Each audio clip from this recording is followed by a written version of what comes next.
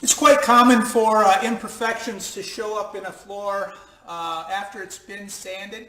Wormholes, knot holes, fractures in the boards can cause, they're not a problem until the floor has been through the process of being resanded. Then these things pop up.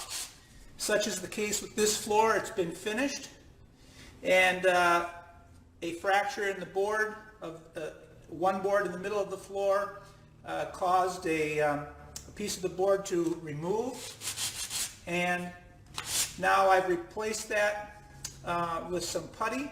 This technique is intended to protect the rest of the floor with the blue tape while making the repair in this cavity.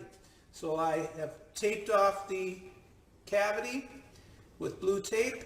I've wrapped a piece of sandpaper around the block, and now I know that when I get down to the level of the tape, when I start to remove tape on my sanding block, that I've gotten it fairly flush with the floor. Okay, then it's just a matter of blowing off the dust,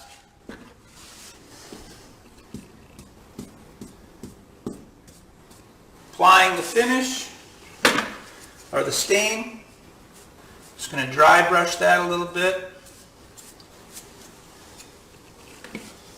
Just give it a little bit more.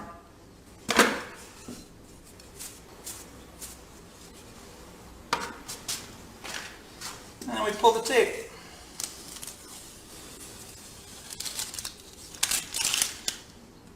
And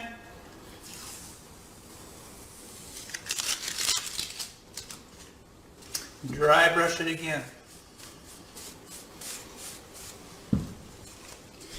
Voila!